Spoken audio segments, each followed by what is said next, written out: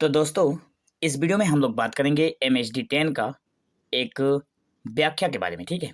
जो कि प्रश्न था, निम्नलिखित गद्यांशों में से किन्हीं दो की संदर्भ सहित व्याख्या। जो आप लोगों के क्वेश्चन में दो व्याख्याएं लिखने को आते हैं, तो एक व्याख्या को हम लोग देखेंगे। हो सकता है आप लोगों के एग्जाम में देखने को मिले। व्याख्या वो कुछ इस प्रकार है कि आज वह पूजन गृह से निकले तो देखा दुखी चमार घास का एक गट्ठा लिए बैठा है। दुखी उन्हें देखते ही उठ खड़ा हुआ और उन्हें साष्टांग दंडवत करके हाथ बांधकर खड़ा हो गया। यह तेजस्वी मूर्ति देखकर उसका हृदय श्रद्धा से परिपूर्ण हो गया। कितनी दिव्य मूर्ति थी!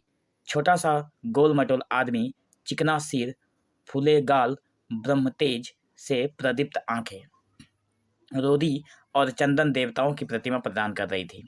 दुखी को देखकर श्रीमुख से बोले, आज कैसे चला रे दुखिया? दुखी ने सिर झुका कर के कहा, बिटिया की सगाई कर रहा हूँ महाराज।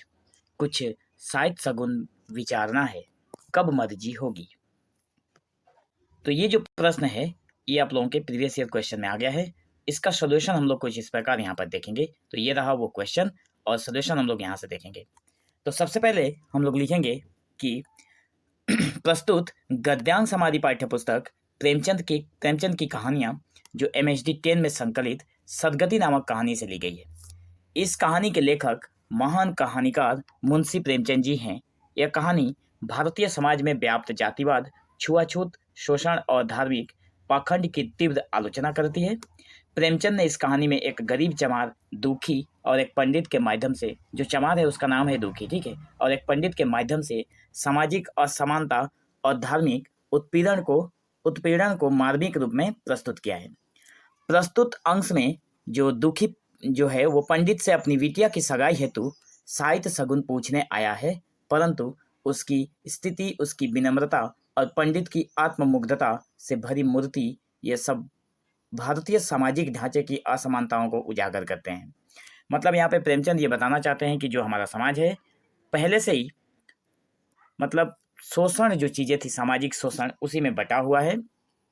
और जो पंडित वर्ग थे या फिर जो ब्राह्मणवादी थे, ऐसे लोग, और जो छोटे जाति के थे, जैसे उसमें जो जातिवाद और छुआछूत जैसे, और साथ में धार्मिक पाखंड की जो तीव्रता है, उसको इन्होंने इस कहानी के माध्यम से आलोचना किया है। और उस कहानी के बीच से ये इस पंक्ति को उठाया गया है, ठीक है। तो प्रसंग हम लोग कुछ इस प्रकार लिखेंगे कि इस गद्यांश में दिखाया गया है कि जब दुखी पंडित जी के पूजन गृह से निकलने की प्रतीक्षा कर रहा होता है, तब वह उन्हें देखकर आदर पूर्वक साष्टांग दंडवत करता है। पंडित को देखकर उसके मन में श्रद्धा उत्पन्न होती है, क्योंकि वह उन्हें तेजस्वी, दिव्य मूर्ति और देवता के समान अनुभव करता है। वह स्वयं अत्यंत विनम्र होकर अपनी बिटिया की सगाई के लिए शुभ समय पूछने का निवेदन करता है। मतलब यहाँ पर गद्यांश या फिर जब आप लोग इस कहानी को पढ़ेंगे तो आप लोगों को पता चलेगा कि दुखी जो है घास का एक गठिया लिए हुए पहुँचता है पंडित के यहाँ पर, और वहाँ से पंडित पूजा करके जब पूजा घर से निकलते हैं तो उसके बाद जो दुखी और उनके बीच जो बातें होती है, उसी को यहाँ पे रखा गया है। और व्याख्या के तौर पर कहा गया है कि जैसे जो लाइन लिखा हुआ है, दुखी की प्रतीक्षा और विनम्रता की बातें उसमें आती है। तो इस अंश में दुखी एक गट्ठा घास लेकर पूजन गृह के बाहर बैठा प्रतीक्षा कर रहा है कि कब वो पंडित बाहर आएंगे। जैसे ही पंडित जी बाहर आते हैं, वह अत्यंत श्रद्धा और संकोच के साथ खड़ा होकर साष्टांग दंडवत करता है। और यह दृश्य जो है वो दलित समाज के उस मानसिकता को दर्शाता है जो सदियों से ब्राह्मणों को देवता समान मानती आई है। जो दलित समाज था वो सदियों से, मतलब हजारों वर्षों से, ठीक है, हजारों लाखों वर्षों से क्या हो रहा है, ब्राह्मण को या फिर पंडित को देवता समान मानते आए हैं। तो उसी चीज को यहाँ पे दर्शाया गया है। पंडित का वाज्य तेज और सामाजिक आभा मंडल, मतलब पंडित जी का जो वर्णन है वो छोटा सा गोल मटोल शारीरिक है, चिकना सिर है, फूले गाल हैं उनके, और तेजस्वी आंखें हैं आदि इनके विशेषणों द्वारा किया गया है। और रोरी और चंदन से विभूषित यह मूर्ति देखी दुखी को दिव्य प्रतीत होती है। मतलब जब वो माथे पर रोरी लगा हुआ दुखी देखता है तो उसे लगता है जैसे कोई दिव्य पुरुष सामने खड़ा हो। तो यह दरअसल ब्राह्मण के धार्मिक अवतरण और सामाजिक प्रतिष्ठा का वर्णन है, जो भीतर से शोषण की भावना से भरा है। ये तो सामाजिक और दिखावा था ब्राह्मण का, लेकिन अंदर से ब्राह्मण के मन में क्या चल रहा था कि शोषण करने की जो रणनीति है वो चल रही थी, लोगों के कामकाजों को शोषण करना, उनके परिश्रम को शोषण करना, उनके द्वारा बहुत ज़्यादा काम करवाना और उसके विनिमय में कुछ भी ना देना, ठीक है। उसके बाद है दुखी की श्रद्धा और मानसिकता की दास्तां इसमें देखने को मिलती है। तो दुखी के मन में इतना श्रद्धा है कि वो पंडित को देख मंत्रमुग्ध हो जाता है। यह उसकी आध्यात्मिक दासता और आत्महीनता का संकेत है। वो ब्राह्मण को समाज का सर्वोच्च प्राणी मान बैठता है। दुखी जो है वो ब्राह्मण को इस समाज का सबसे ऊंचे पद पर आसीन प्राणी मान लेता है। उसके बाद है पंडित का उपेक्षापूर्ण भाव। पंडित दुखी से किस तरह से व्यवहार करता है उसको भी एक नज़र देखना है कि पंडित दुखी को देखकर सामान्य रूढ़ और हावी हुए अंदाज में पूछता है कि आज कैसे चला दे दुखिया। इसमें सम्मान नहीं है, एक उपेक्षा भरी भंगिमा है। संबोधन में ही ऊंच नीच का भाव झलकता है जो दलित के साथ समाज का वास्तविक व्यवहार दिखाता है। उसके बाद है दुखी का निवेदन। दुखी उनसे जो निवेदन करता है, दुखी अत्यंत झुका हुआ है, हाथ बंधे हुए हैं, विनीत स्वर में कहता है कि वह बिटिया की सगाई के लिए शायद शगुन जानने आया है। मतलब शादी से पहले जो रस्म होते हैं उनको जानने के लिए आया है कि कब शादी का शगुन निकलेगा, कब शादी का साइत है। ये सारी चीज़ें वो जानना चाहता है। यह दलित समाज के लोगों की धार्मिक मान्यताओं और ब्राह्मणों द्वारा निर्भरता का प्रतीक है। उन्हें लगता है कि बिना ब्राह्मण के कहे कोई शुभ काम नहीं हो सकता। जो दुखी चमार है वो ये सोच रहा है कि मतलब इसमें दिखाया गया है कि वो ऐसा सोचता है कि जब तक वो नहीं बताएंगे तब तक हमारी जो मतलब ब्राह्मणों को छोड़कर, अगर ब्राह्मण को छोड़कर कोई शुभ काम करेंगे तो वो काम शुभ नहीं होता है, ऐसा दुखी का मानना था। उसके बाद है वर्णन की विडंबना। प्रेमचंद यहाँ पंडित को जितना दिव्य और देवता समान बताते हैं वो उतना ही व्यंग्यात्मक है। दरअसल यह साहित्यिक व्यंग्य है क्योंकि यही पंडित आगे चलकर दुखी को मजदूरी करवाने में लगाता है और अंततः उसकी मृत्यु का कारण भी बन जाता है। तो अंत में क्या होता है, इस घटना में दुखी जो है उसकी मृत्यु हो जाता है क्योंकि जो पंडित है वो उसे काम करने में लगा देता है, ठीक है। और अंत में काम करते करते लकड़ी को फाड़ने का काम करता है और करते करते अंत में उसकी मृत्यु हो जाती है। उसके बाद है जातिवादी व्यवस्था की झलक। तो प्रस्तुत दृश्य में स्पष्ट होता है कि धर्म और ब्राह्मणवाद की आड़ में दलितों का शोषण किस प्रकार से किया जाता है। पंडित अपनी सामाजिक श्रेष्ठता का लाभ उठाते हुए दुखी जैसे भोले व्यक्तियों से सेवा करवाता है। दुखी जैसे भोले व्यक्तियों से वो पंडित जो है वो प्रचुर बहुत ही भारी मात्रा में सेवा करवाता है और सामाजिक श्रेष्ठता को दिखाता है कि पंडित जो है वो श्रेष्ठ हैं। 8वें नंबर पर है धार्मिक कर्मकांड का पाखंड।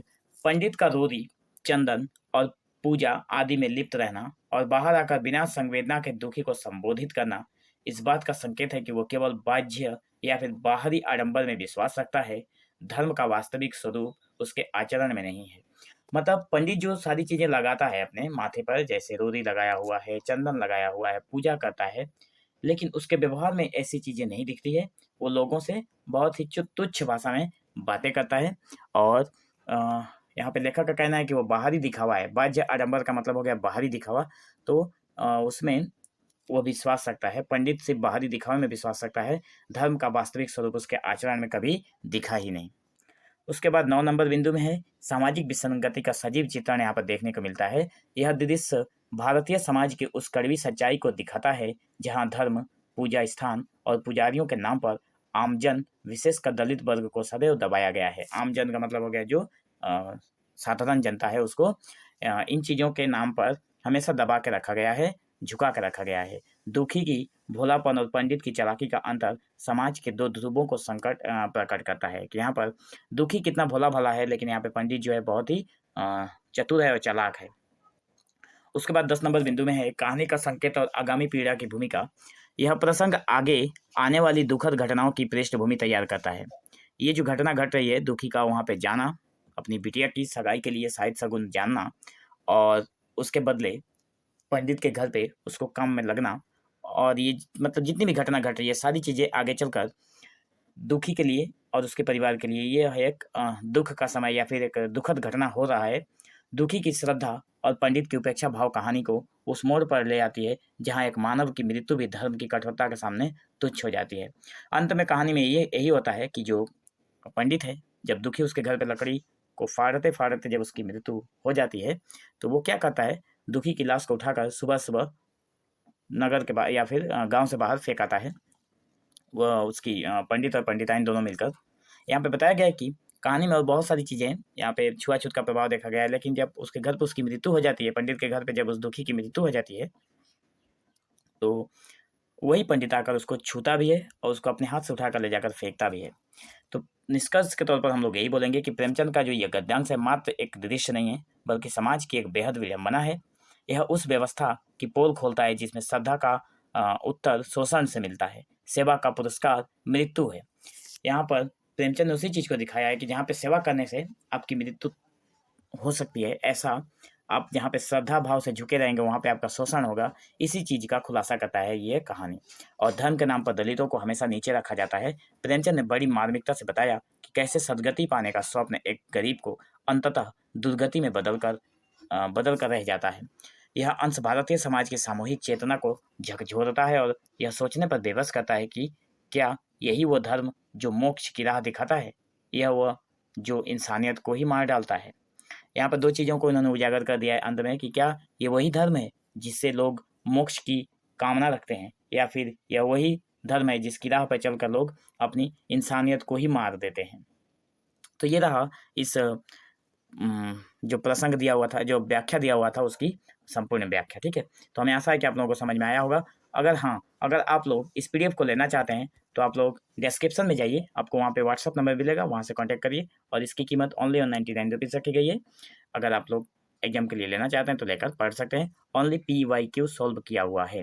ठीक है, तो हमें आशा है आप लोगों को वीडियो अच्छा लगा होगा। अगर वीडियो अच्छा लगा हो तो अपने दोस्तों के पास इसको जरूर शेयर करें और एक लाइक जरूर कर दीजिए। आपके एक लाइक से हमें बहुत मोटिवेशन मिलता है नेक्स्ट वीडियो प्रिपेयर करने के लिए। तो thank you for watching this video. Have an awesome day.